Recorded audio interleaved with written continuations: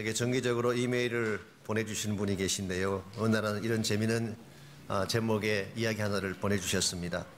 몇 년 전 미국 신문에 이런 제목의 광고가 났다고 하네요. 아버지를 $10,000에 팝니다라고 하는 그런 제목이었어요. 그 밑에 이런 내용이 적혀 있습니다. 수년 전부터 중풍과 치매로 병석에 누워있는 아버지가 있는데 이젠 지쳐서 더 이상 간병을 할 수가 없습니다. 이런 아버지를 $10,000에 팝니다. 관심 있는 분은 연락 주십시오. 세상 이런 못된 광고가 어디 있나요? 병들고 가난하다고 아버지를 경매하듯이 판매한다는 것도 말이 안 되고, 더구나 $10,000이나 내고 사가라고 하니 누가 여기에 응할 수가 있겠습니까? 근데 아무도 응하지 않을 줄 알았는데 뜻밖으로 어떤 젊은 부부가 전화를 했습니다. 자신들이 사겠다는 것이죠. 그때 광고주가 다시 한 번 더 생각해 보십시오. 늙고 병든 아버지를 수발든다는 것은 결코 쉬운 일이 아닙니다. 한 번 더 생각해 보고 연락을 달라고 했습니다. 그랬더니 일주일 후에 다시 전화가 왔어요. 하겠다는 것입니다. 그래서 광고주가 물었습니다. 왜 당신이 그렇게 하려고 하는 것입니까? 물었더니 그 젊은 부부가 대답하기를 사실 자기들은 고아 출신이라는 것입니다. 일평생 한 번도 아버지라고 부를 대상을 가져보지 못했는데 비록 자신들도 가난하긴 하지만 그분을 자신의 아버지로 모시고 돌아가실 때까지만이라도 아버지 이름을 부르며 섬기고 싶다, 그런 이야기를 했어요. 이 말을 들은 광고주가 그렇다면 주소를 알려드리겠다고 오실 때 $10,000 잊어버리지 말고 가져오라고 그러고 주소를 알려줬어요. 그런데 주소를 들고 찾아가 보니까 뜻밖으로 엄청나게 부자들이 사는 부촌이었어요. 더구나 그 주소의 집은 그 중에서도 가장 큰 저택이었습니다. 의아한 마음으로 집에 들어가 보니까 한 노신사가 기다리고 있었습니다. 말하기를 사실은 내가 그 광고를 낸 사람입니다. 그리고 자신을 소개하는데 살펴보니까 중풍기도 하나도 없고 치매기도 없고 가난하기는커녕 엄청난 재산을 소유한 갑부였습니다. 그래서 왜 이런 광고를 냈습니까? 물었더니 그분이 이렇게 말씀하십니다. 사실은 자신에게 자식이나 혈육이 하나도 없어서 자기 죽은 후에 유산을 누구에겐가 물려주어야 되는데 나의 모든 것을 물려주어도 괜찮을 만큼 진실되고 사심 없는 사람을 찾느라고 이런 광고를 냈다는 것입니다. 그리고 말하기를 이제 당신이 나의 유일한 자식이 되었기 때문에 나의 집과 나의 재산과 나의 모든 유산은 당신의 것입니다. 이것이 실화인지 아닌지 내가 모르겠습니다만은 혹시 만든 이야기라고 할지라도 계산적이고 이기적인 이 땅 사람들에게 얼마나 도전이 되는 메시지입니까? 더구나 아무것도 갖춘 곳이 없지만 신실성 하나만 보고 가난한 사람에게 갑부가 가진 모든 재산을 유산으로 물려줬다는 이 스토리 자체가 우리 마음에 감동을 안겨주고 있습니다. 여러분, 누군가의 상속자가 된다는 것은 굉장한 축복입니다. 상속자가 되는 순간 그 사람이 가지고 있는 모든 축복과 특권을 물려받게 되는 것입니다. 일반적으로는 직계자손이나 혈연 관계가 있는 사람들이 상속자가 되는 것이지만 꼭 그런 것은 아닙니다. 법적으로 바른 자격을 갖추기만 한다면 누구든 상속자로 세워질 수가 있습니다. 심지어 미국 같은 나라에서는 애완경인 강아지에게도 유산을 물려주는 그런 사람들이 있습니다. 이건 실화입니다. 리오나 햄슬리라고 하는 부동산 거부가 있는데 여자분입니다. 이분은 자신의 그 애완견에게 $1,200만 유산을 물려주었어요. 그래서 이 개가 시간당 $2,000 하는 마사지도 받고 아프리카에서 공수해 온 최고급 고기를 먹으면서 최고급 침대에서 잠을 자는, 그래서 개팔자가 상팔자라는 이야기가 여기서 나온 것 같습니다. 얼마나 편안하게 잘 사는지. 여러분, 세상에서 받는 상속이 이와 같이 큰 축복과 특권을 동반하는 것이라고 한다면 만일 여러분 가지가 하나님의 자녀가 되어서 하나님의 나라를 상속하게 된다면 그때 주어질 특권은 얼마나 큰 것일까요? 이것은 세상의 상속과 비교할 수가 없습니다. 생명의 축복을 누릴 수 있습니다. 하늘의 신령한 복과 권세를 다 소유하게 됩니다. 완전한 평안과 완전한 기쁨과 완전한 만족을 누릴 뿐만 아니라 무엇보다 하나님과 더불어 영원토록 교제하면서 찬양과 감격 속에서 영원한 천국에서 우리의 영생을 보내게 되는 축복, 이것이 하늘나라를 유업으로 물려받았을 때 누릴 수 있는 특권입니다. 우리가 이 세상에 잠깐이다 없어지는 재물이나 재산을 받기 위해서도 투쟁도 하고 법정 싸움도 하는데, 여러분과 저는 이 땅의 유산이 아니라 하늘나라 유산을 사모하고 하나님께서 우리 모두에게 남겨줄 진정한 차원의 유업을 소유할 수 있는 자가 되어야지 참으로 아름답고 존귀한 인생을 살아갈 수가 있습니다. 여러분들은 어떤 상속을 갈망하며 사시는지요? 이 땅에서 많은 재산을 물려받고 많은 특권을 물려받는 것에 관심을 갖고 사시는지, 아니면 영원토록 쉬어하지 않는 하나님의 나라를 유업으로 받기를 소원하며 그것을 향해 달려가시는지, 여러분이 어디에 여러분의 마음과 관심을 쏟느냐에 따라서 여러분 삶의 방향과 내용이 달라질 것입니다. 우리는 예수 그리스도를 믿는 그리스도인들이기 때문에 이 땅에 우리의 소망을 두어서는 안 됩니다. 영원한 천국 하나님 나라의 소망을 두고 그 나라의 기업을 향하여 천국의 상속자로 살아가야 됩니다. 우리가 어떻게 할 때에 이 땅의 상속자가 아니라 천국의 상속자가 되어서 하나님이 예배하신 그 모든 축복을 마음껏 누리며 살아갈 수가 있을까요? 오늘 같이 봉독한 이 본문을 통해서 이것을 함께 나누어 보려고 합니다. 오늘 같이 읽은 본문에 보시면은 아브라함에게 주어졌던 놀라운 약속과 축복을 소개하면서 과연 이와 같은 아브라함의 축복을 누가 상속할 수가 있을 것인가, 여기에 대한 문제를 소개하고 있습니다. 9절 말씀 보시면 그런즉 이 복이 할례자에게냐 혹은 무할례자에게도냐 무릇 우리가 말하기를 아브라함에게는 그 믿음이 의로 여겨졌다 하노라. 여기 이 복이라는 단어가 나옵니다. This blessing. 이것은 앞쪽에 소개했던 아브라함의 복을 받는 말입니다. 물론 다윗의 이야기도 했지만 전체적으로는 아브라함이 받았던 축복을 소개하고 있습니다. 지난주에 소개해드린 것처럼 아브라함은 자신의 행위와 상관없이 오직 믿음으로 의롭다 칭함을 받았죠. 이 말은 하나님과의 관계가 바로 되었다 그 뜻입니다. 우리 시로 표현하자면은 구원받았다 그렇게 표현할 수 있는 사건이에요. 뿐만 아니라 아브라함은 하늘의 별과 같은 많은 후손과 또 그들이 차지하게 될 땅에 대한 약속을 받았습니다. 이것은 궁극적으로 장차 아브라함의 후손으로 오실 예수 그리스도를 통해 이루어질 하나님 나라에 대한 약속입니다. 이것은 엄청난 축복이고 세상의 무엇과도 비교할 수 없는 큰 특권인데, 하나님은 아브라함에게 이와 같은 큰 축복을 안겨주셨는데 과연 이 아브라함의 축복이 누구에게 상속되어져야 할 것인가, 여기에 대한 질문을 사도 바울이 오늘 본문을 통해서 제기한 것입니다. 할례자에게만 해당되는 것이냐 아니면 무할례자에게도 해당되는 것이냐. 여기서 할례자라고 하는 것은 유대인을 말합니다. 혈통적으로 아브라함의 후손이다 그렇게 말할 수가 있죠. 무할례자라고 표현한 것은 이방인을 말하는 것입니다. 유대인의 입장에서 본다면 당연히 아브라함의 모든 유산은 할례를 받은 자기들이 받아야 된다고 생각할 것입니다. 그래서 유대인들은 난지 8일만 되면 할례를 받고 이 할례 받은 것을 어떤 특권보다도 더 자랑스럽게 생각합니다.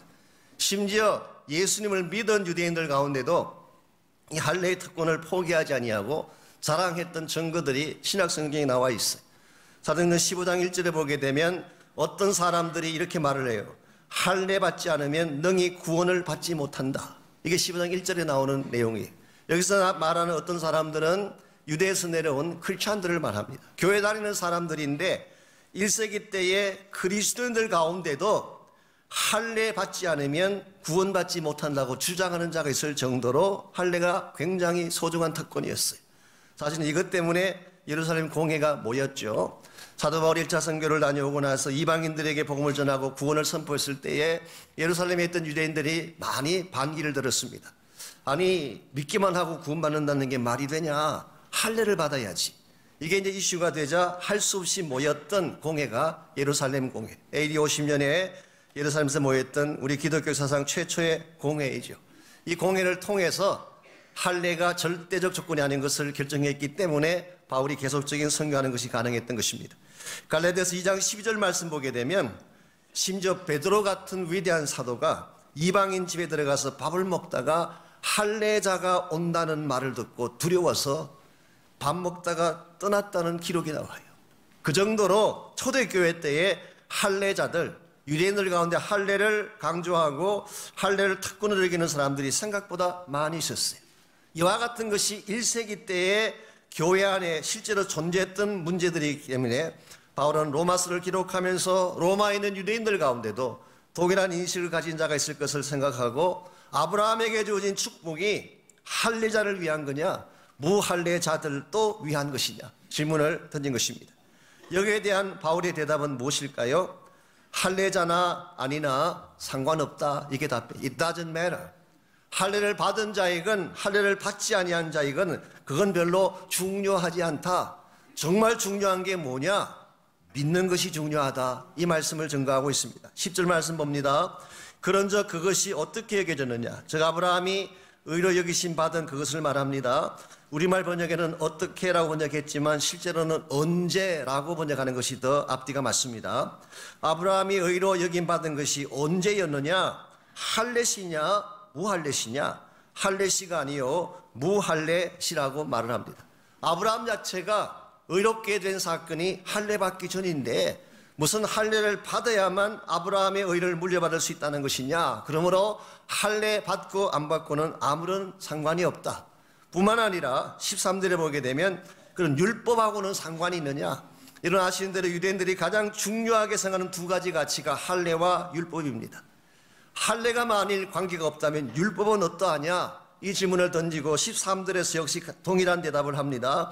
아브라함이나 그 후손에게 세상의 상속자가 되리라고 하신 언약은 율법으로 말미암은 것이 아니요 오직 믿음의 의로 말미암은 것이니라. 여기서도 동일한 답변을 적고 있습니다. 율법으로 말미암아서 성취되어진 의가 아니라 혹은 이루어지게 된 약속이 아니라 언약이 아니라 오직 믿음으로 말미암은 것이니라. 여기서 사도 바울은 분명하게 아브라함의 복을 상속할 그 조건을 정확하게 여러분과 저에게 소개하고 있습니다.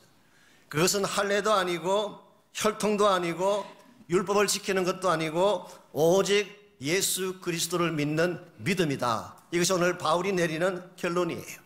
여러분과 제가 구원받은 것은 할례를 받았기 때문도 아니고 혈통을 따라서도 아닙니다. 예수를 믿었기 때문에 구원받은 것입니다. 믿기만 하면 하나님의 자녀가 되게 하십니다. 믿기만 하면 하나님의 소유하신 모든 축복을 누리도록 은혜를 베풀어 주십니다. 믿기만 하면 천국에 속한 모든 유업이 우리의 소유가 되게 하십니다. 이게 성경이 말씀하는 진리예요. 바울이 지금까지 강조했던 모든 내용들을 총랩합하자면 믿음이면 충분하다. 믿음 가지면 천국 갈 수 있고 믿음 가지면 천국의 유산 물려받을 수 있고 믿음 가지면 모든 하나님의 능력들을 수여하며 살아갈 수가 있다. 여러분과 제가 만일 이 믿음 때문에 하나님 나라가 백성이 되었고 믿음 때문에 천국을 소망하게 되었다면 이제 우리의 남은 생애를 어떤 모습으로 살아가야 될까요? 우리가 믿음으로 천국 백성이 되었음에도 불구하고 여전히 이 땅의 것을 바라보며 이 땅에 상속받을 무엇이 없나 이것 바라보며 이 땅의 재산이나 물질을 탐내며 살아간다면 우리의 모습은 성경이 제시하는 모습과 정반대일 것입니다. 정말 우리가 믿음으로 구원받았고 하나님 나라 백성이 되었다면 이제는 여러분과 제가 천국의 상속자로 살아가야 됩니다.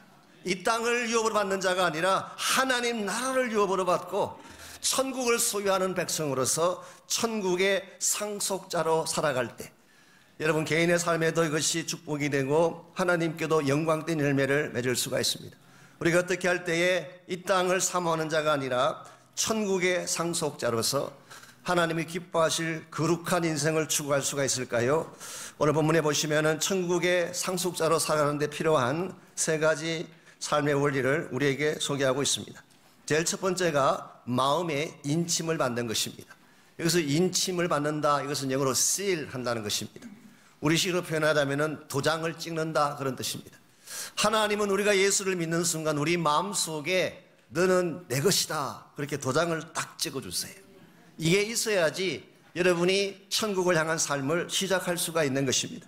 11절 말씀 다시 보시면은 아브라함이 할례를 받게 된 의미가 무엇인지를 11절이 다시 소개합니다. 그가 할례의 표를 받은 것은 무할례 시에 믿음으로 된 의를 인친 것이라고 했어요. 그가 할례의 표를 받은 것은 바로 할례 받은 것을 말합니다. 할례 받은 것을 말하는데 그가 할례를 받은 것은 왜 받은 것이냐?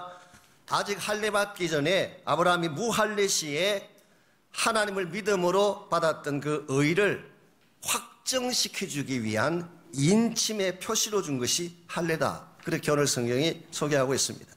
실제로 시간적으로 이야기하면 아브라함이 의롭다 칭함받은 것이 먼저고 그 이후에 아브라함이 할례를 받습니다. 창세기 15장 6절에 보게 되면 아브라함이 믿음으로 의롭게 된 사건이 나와 있죠. 지난주에 자세히 소개해드렸습니다. 그때 아브라함의 나이가 75세는 넘었고 86세는 되기 전이에요. 어떻게 알 수 있냐? 아브라함이 하란을 떠날 때 75세였어요. 그러므로 이 가나안 땅에 왔을 때는 75세가 넘었겠죠. 그리고 창세기 16장 마지막 구절에 보게 되면 이스마엘을 낳을 때 아브라함의 나이가 86세였다고 되어 있습니다. 그러므로 15장 사건은 75세 이후이면서 86세 이전인 것 이해가 되시죠? 어려운 수학 아닙니다. 그런데 할례를 받은 것은 17장이에요. 17장 1절에 보게 되면 아브라함이 99세 때 그때 할례를 받았어요. 그러므로 아브라함이 의롭게 되고 나서 최소한 14년 내지 20년 후에 일어난 사건이 할례 사건입니다.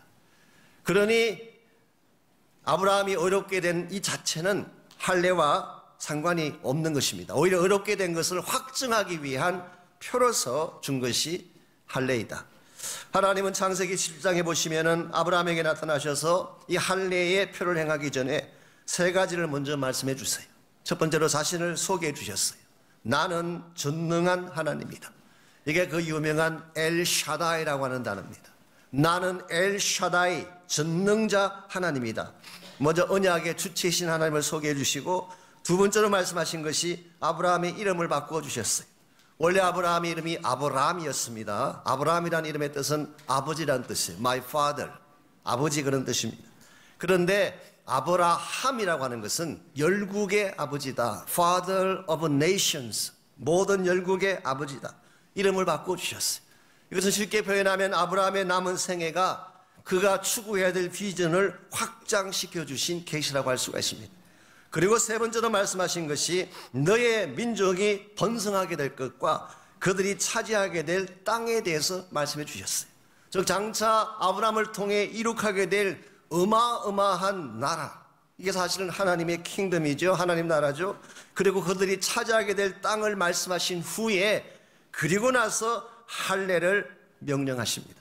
할례를 받았을 때 이것이 언약의 표징이니라. 이 표징이라는 말은 사인이다, 실이다 그런 뜻이에요. 여러분 이때부터 아브라함이 하나님의 것이 됐어요. 이 순간부터 아브라함의 후손은 누구나 할 것 없이 다 하나님의 소유가 되었어요. 이와 같이 하나님이 우리 심령 가운데에 너는 구원받은 자야, 너는 내 것이야 라고 도장 찍어주는 것, 이게 마음의 인침이에요. 에베소서 4장 30절에서는 성령으로 인쳤다 그렇게 표현하기로 했어요. 성령의 도장을 찍어주신 것입니다. 그러므로 진정한 의미에서의 할례는 육체의 표피를 잘라내는 것이 할례가 아니라 내 마음에 있던 옛자를 잘라내고 하나님이 내 마음 중심에 들어오셔서 나의 새로운 주인이 되는 것이 할례예요. 이것이 이루어지지 아니하면 참된 변화가 일어날 수가 없습니다. 사실은 유대인들이 이 대목에서 실패를 했죠. 그들은 육체의 할례는 받았으면서도 마음 중심에는 하나님이 없었어요. 마음 중심에는 온갖 탐욕과 거짓과 우상 숭배로 꽉 차 있으면서 육체에 새겨진 할례만 자랑했기 때문에 책망받는 민족이 되었고 결과적으로 하나님이 기뻐하는 열매도 맺지 못했습니다. 이런 의미에서 여러분과 제가 정말 하늘나라를 추구하는 하나님 나라의 상속자로 살아가기를 원한다면 내 마음의 중심이 바뀌어야 돼요. 내 마음의 주인이 바뀌어야 됩니다. 지금까지는 내가 주인이 되고 내 욕심과 탐욕이 주인 되어서 내 마음의 죄가 이끄는 대로 살아봤던 것이 나의 삶이라면 이제 그 모든 것들을 다 청산해버리고 예수 그리스도가 나의 주인 되는 삶, 하나님이 내 마음의 주도권을 잡는 삶, 이게 이루어져야지 여러분이 진정한 차원에서 천국을 향한 삶을 살아갈 수가 있고 하나님이 기뻐하시는 열매들을 맺을 수가 있습니다. 여러분 자신이 주인이 되어 있는 그 순간에는 하나님이 주인 되실 수가 없어요. 여러분 자신을 내려놓을 때 하나님 여러분의 마음과 여러분의 생애를 다스리는 주인이 될 수가 있습니다. 내가 내 인생의 주인 될 때가 더 내 삶이 풍요할까요? 하나님이 내 인생의 주인 되었을 때가 더 부유할까요? 물을 필요가 없는 질문을 던지고 있습니다. 하나님이 주인 되었을 때, 오늘 이 본문의 말씀을 인용하면 엘샤다이신 하나님이 내 인생의 주인 되면 못할 일이 뭐가 있겠어요? 하나님이 내 삶을 주도하시는데, 전능하신 그분이 내 삶의 주권을 가지고 모든 걸 다 행하시는데 막힐 것이 무엇이 있으며 두려울 것이 뭐가 있겠어요? 오늘 많은 그리스도인들이 열심히 살면서도 바르게 살지 못하는 이유가 여기 있습니다. 내 마음의 근본이 바뀌지 않았기 때문에, 내 마음의 할례가 이루어지지 않았기 때문에, 내 마음의 성령의 도장을 찍지 않았기 때문에 내 마음대로 내 멋대로 살게 되고, 결과적으로 이름은 천국 백성인데 삶의 내용을 보면 이 땅을 헤매는 자들과 동일한, 이것이 오늘 현대 그리스도인의 문제일 수도 있습니다. 이런 면에서 다시 한번 우리 마음을 정돈하고 점검해보고, 내 마음에 성령의 도장이 찍혔나, 나는 하나님의 것이라는 선포가 분명한가, 이걸 꼭 확인하시기를 바랍니다. 두 번째로, 우리가 하늘나라의 상속자로 살아가려면 믿음의 자취가 필요합니다. 믿음의 자취. 이런 믿음이라고 하는 것은 일회적인 사건이 아닙니다. 단편적인 사건이 아니라 계속적인 삶의 여정이에요. 계속적인 삶의 여정. 그래서 12절 말씀 보시면은, 또한 할례자의 조상이 되었나니 곧 할례 받을 자에게 뿐 아니라 우리 조상 아브라함이 무할례 시에 가졌던 믿음의 자취를 따르는 자들에게도 그러하니라. 여기에 아브라함의 조상됨을 설명하면서 할례 받은 자들을 위해서도 내가 조상될 수가 있지만 또 한 가지 케이스가 있다. 그게 뭐냐고 하면, 아브라함이 무할례 시에 가졌던 믿음의 자취를 따르는 자들은 다 나의 후손이 될 수 있다. 쉽게 표현하면 다 천국을 유산으로 받을 수 있는 상속자다, 그런 뜻이에요. 여기에서 오늘 성경이 강조하는 것은 믿음의 자취를 따르는 것입니다. 그냥 믿는다가 아니에요. 그냥 한번 믿었다, 교리적으로 체계적으로 내 마음속에 한번 믿었다, 이게 아니라 그 이후로 계속적으로 아브라함이 그랬던 것처럼 믿음의 자취를 따라가는 삶, 이것이 천국을 향한 삶이에요.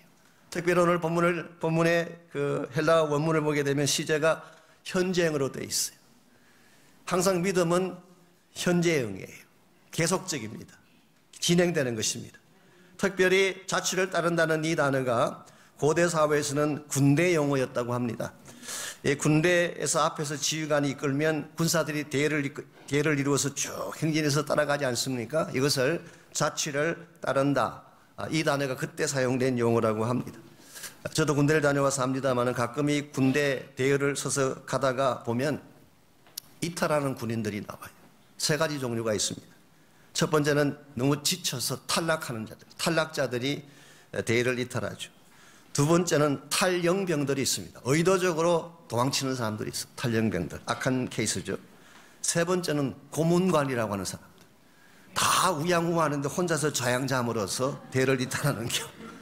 어느 케이스든 간에 원래 서 있던 대열을 이탈하는 자는 군사로 바르게 쓰임받을 수가 없어요. 군대가 승리했을 때에 승리에 참여할 수도 없고 그 전리품을 나누어 가질 권리도 없어요. 왜냐하니까 중간에 대열을 이탈했기 때문에. 이런 면에서 우리 신앙생활은 평생을 달려가야 될 믿음의 여정입니다. 여러분께서 예수를 믿는 그 순간부터 천국에 도착하는 그날까지 평생을 계속해서 달려가야 될 믿음의 여정. 여러분께서 이 믿음의 여정을 중간에 포기하지 않고 탈락하지 않고 달려가려면 뭐가 필요한지 아세요? 사실 우리가 말이 좋아서 믿음의 행로를 끝까지 따라간다 그러지만 실제로는 중간에 탈락하거나 포기하는 경우를 흔히 볼 수가 있습니다. 제가 오래전에 켈빈 신학교에서 그 신약학 가르친 그 윌리엄 핸드릭슨 박사님의 책을 보았더니 그분이 그런 글을 적었더라고요. 성경에 나오는 인물들 중에서 3분의 2가량이 끝이 좋지 않았대요. 시작은 잘했는데 무슨 연유인지 모르지만 중간에 탈락하든지 다른 길로 간 인물이 성경 인물 가운데 절반이 넘는다고 합니다. 뭐 예를 들면 사울 왕 같은 경우죠. 우시아 왕도 마찬가지. 혹은 신약 성경에 나오는 가룟 유다나 뭐 바울의 동력자들 중에서도 중간에 세상으로 떠났던 사람들이 있었다고 기록하고 있어요. 왜 처음에는 신앙의 여정을 출발했는데 중간에 대열을 이탈했을까요? 이 믿음의 여정 속에 수많은 장애물들이 있기 때문입니다. 통과해야 될 어려운 난관도 있고 유혹의 손길도 있고, 나는 원치 않았지만 미혹에 빠져서, 함정에 빠지고 시험에 빠져서 이와 같은 대열을 이탈하는 케이스도 있습니다. 우리를 달리지 못하도록, 믿음의 여정을 끝까지 완주하지 못하도록 수많은 공격들이 우리에게 있는데, 그럼에도 불구하고 여러분이 이 믿음의 여정을 중단하지 않고 달리려면 분명한 바라보아야 될 대상이 한 분이 있어야 돼요. 그분이 바로 예수 그리스도십니다. 우리와 똑같이 시험을 당하셨지만 죄는 짓지 아니한, 한 번도 낙오한 적이 없는, 언제나 우리에게 바른 진리의 길을 보여주시는 예수 그리스도. 여러분, 이분을 여러분의 목표로 삼고 그분을 바라보면서 믿음의 여정을 달려가게 되면 끝까지 달려갈 수가 있고, 특별히 여러분이 기억하실 것은 끝까지 가야지 하나님이 준비하신 답을 맛볼 수 있게 돼요. 중간에 포기하면 아무것도 없어요. 하나님은 항상 최상의 답을 준비하시고 여러분을 기다리고 계십니다. 믿음으로 달려오기만 하면 반드시 맛보게 하시려고. 이런 면에서 여러분과 제가 이 땅의 상속자가 아니라 천국의 상속자로 살아가기를 원한다면 예수 그리스도를 중심에 두고 천국을 향한 믿음의 길을 멈추지 않고 계속 달려가야 됩니다. 마지막 세 번째로, 우리가 하늘나라 상속자로 살아가려면 약속에 대한 확신이 분명해야 됩니다. 하나님의 약속을 분명히 믿는 이 약속에 대한 확신이 있어야지 하늘나라 상속자답게 살아갈 수가 있습니다. 13절에서 16절까지를 보시면 아브라함과 그의 후손들이 하나님 나라를 상속하게 된 근본 이유를 소개하면서 바울은 그것이 율법 때문이 아니라 언약 때문이다, 그렇게 말씀을 합니다. 오늘 본문에서 율법과 언약에 대한 대칭을 여러분과 저에게 바울은 소개하고 있죠. 먼저 13절 말씀 보실까요? 아브라함이나 그 후손에게 세상의 상속자가, 이 세상이라는 이 말은 온 땅을 말합니다. 온 땅의 상속자가 되리라고 하신 언약은 율법으로 말미암은 것이 아니요 오직 믿음의 의로 말미암은 것이니라. 만약 율법에 속한 자들이 상속자가 된다면 믿음은 헛것이 되고 약속은 파기되었느니라. 이 말씀은 좀 깊이 생각을 해봐야 됩니다. 여기서 말하는 약속은 사실은 에판겔리아라는 이 단어, 언약으로 보통 번역을 많이 하는데 이 단어는 근본적으로는 예수 그리스도가 여러분과 저에게 주신 약속을 말합니다. 즉 십자가 사건을 말하는 것입니다. 하나님 우리를 구원하실 때에 보혈의 피를 근거로 여러분과 저를 구원해 주셨고 이 언약을 체결해 주신 것, 이것을 오늘 본문에서는 약속이라고 했는데, 만약 우리가 구원받는 것이 믿음으로 구원받는 것이 아니라 율법에 속해서 율법을 행함으로 구원받는 것이라면 믿음을 갖는 것 자체도 의미가 없게 되고 하나님이 주신 가장 소중한 언약인 십자가 언약도 파기될 수밖에 없다. 이런 면에서 하나님이 처음부터 여러분과 저를 부르셔서 구원의 자리에 이르게 한 것은 믿음이지, 믿음을 통한 언약의 성취이지 결코 율법이 아니다, 그렇게 바울은 말합니다. 자, 그렇다면 율법은 아무 가치가 없는 것일까요? 그건 아닙니다. 오늘 본문 15절에도 나와 있고 나중에 7장으로 가면 제가 다시 한 번 더 소개해 드리겠습니다. 율법의 가치는 있어요. 먼저 15절 말씀 보시면 율법은 진노를 이루게 하나니 율법이 없는 곳에는 범법도 없느니라. 여기 율법이 가진 독특한 기능을 소개합니다. 율법이 없으면 범죄를 했어도 범법 행위가 안 된다, 그런 뜻이. 예를 들자면 여러분과 제가 자동차를 몰고 이렇게 다니지 않습니까? 혹시 여러분 가운데 자동차를 이렇게 드라이브 할 때 교통법규를 철저하게 한 개도 어기지 않고 다 지키는 분 혹시 계세요?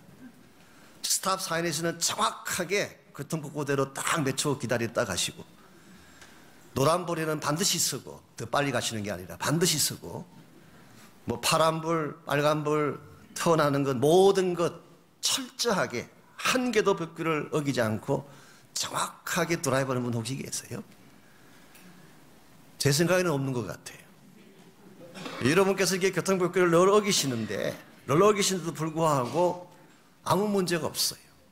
왜 그런지 아십니까? 교통순경이 없기 때문이에요. 만약 교통순경이 나타나가지고 여러분을 딱 잡고 티켓을 주는 순간 여러분 범법자가 되는 것입니다. 그러면 이제 뭐 벌금을 내시든지 아니면 콜트에 가시든지 뭘 하셔야 돼요. 오늘 본문이 말하는 율법의 기능이 이런 것이라는 것입니다. 그냥 두면 사람들이 이게 죄인지 아닌지를 알 수가 없어. 죄를 지었더라도 이것이 범죄한 것인지 아닌지 규정할 수가 없는데, 율법이 딱 나타나면 마치 경찰이 나타난 것처럼 죄를 규정하고 심판하는 기능, 이것이 율법이 주어진 가장 중요한 가치예요. 그러므로 율법은 처음부터 이런 기능으로 주어진 것이지, 우리를 천국의 상속자가 되게 하려고, 우리를 하나님의 자녀가 되게 하고 구원받게 하기 위해 주신 것이 아니라는 것입니다. 그래서 16절을 봅니다. 그러므로 상속자가 되는 그것이 은혜에 속하기 위하여 믿음으로 되나니, 이는 그 약속을 그 모든 후손에게 굳게 하려 하심이라. 여기서 바울은 다시 한번 전체를 총정리하며 결론을 내립니다. 우리가 상속자가 된 것, 우리가 하나님 나라 백성이 되고 천국의 백성이 된 근본 이유는 믿음을 통한 은혜다, 그렇게 말씀했어요. 그리고 이렇게 함으로써 궁극적으로는 우리 모두가 하나님의 약속 위에 굳게 서게 하기 위함이다. 여기 우리 크리스찬 삶의 근본 바탕이 있습니다. 여러분과 제가 구원받은 것은 믿음으로 은혜로 구원받은 것이지만, 구원받은 후에 여러분 삶의 기초를 삼아야 될 것이 하나님의 약속이에요. 약속 위에 서야 흔들리지 않습니다. 하나님이 나를 사랑하신다는 그 약속, 한 번 구원하시면 그 구원이 절대로 취소되지 않는다는 하나님의 약속, 세상 끝날까지 나와 함께하며 나를 도와주시겠다는 하나님의 약속, 내가 너를 고아처럼 내버려 두지 아니하고 반드시 다시 와서 나 있는 곳에 너희도 있게 하리라는 하나님의 약속, 이 약속 위에 우리 그리스도인 삶이 스탠드 해야지 우리가 천국을 향해 나아갈 수가 있게 되고 하나님 나라의 상속자답게 살아갈 수가 있다는 뜻입니다. 사랑하는 형제자매 여러분, 세상은 흔들립니다. 세상의 가치와 체제는 변하기도 하고 낡아지기도 합니다. 그러나 하나님께서 여러분과 저에게 주신 약속과 언약은 절대 변하지 않습니다. 그래서 베드로전서 1장 24절 25절은 이렇게 기록합니다. 모든 육체는 풀과 같고 그 모든 영광은 풀의 꽃과 같으니 풀은 마르고 꽃은 떨어지되 오직 주의 말씀은 세세토록 있도다 하였으니 너희에게 전한 복음이 곧 이 말씀이니라. 너희에게 전한 복음이 바로 너희들이 붙들어야 될 하나님의 약속이다, 그런 뜻이에요. 오늘 여러분과 저의 삶을 붙잡고 있는 것은 세상이 아닙니다. 나의 의지가 아닙니다. 내가 가지고 있는 기술이 아니라 하나님의 언약의 말씀이 우리를 붙들고 있는 줄 믿습니다. 혹시 여러분이 약해지실 때, 앞이 보이지 아니할 때 사람들 쳐다보지 마십시오. 사람들이 여러분을 건져내지 못합니다. 약속을 붙들 때 약속이 우리를 다시 일어나게 하는 것입니다. 사람들이 떠나가고 세상이 우리를 속이고 야박하게 나를 배척할 때에 사람들의 도움을 요청해 보지만 그 도움은 한계가 있습니다. 하나님의 약속을 붙들면 하나님이 개입하셔서 엘샤다이 되신 그 하나님이 여러분과 저의 하나님이 되셔서 이 약속을 반드시 성취해 주시고 하나님의 영광과 능력이 어떠한지를 맛보게 해 주십니다. 사람들은 나를 돕지 못하지만 어느 누구도 나에게 아무런 도움자가 되지 못할지라도 나의 사정을 아시고 나의 연약함도 아시고 내가 무엇이 필요한지도 잘 아시는 하늘 아버지께서 개입하시면 도와주실 수가 있습니다. 오늘 여러분의 아버지는 엘샤다이신 하나님이신 줄 믿습니다. 세상 바라보지 마십시오. 세상 유산 여러분 눈목 들이지 마십시오. 하늘의 유산을 사모하시기를 바랍니다. 이 땅에 있는 건 아무리 아름답고 존귀해 보여도 다 사라지고 말 것입니다. 어떠한 재물이든 어떠한 재산이든 어떠한 특권이든 이 땅에 있는 상속들은 다 사라지고 말겠지만 하나님께서 여러분과 저를 위해 하늘에 준비하신 하늘의 위대한 유산은 결코 사라지지 않습니다. 영원한 생명이 우리를 기다리고 있습니다. 영원한 축복이 여러분과 저를 기다리고 있습니다. 하나님과 더불어 영혼을 보낼 그 아름다운 하나님의 천국이 여러분과 저를 기다리고 있습니다.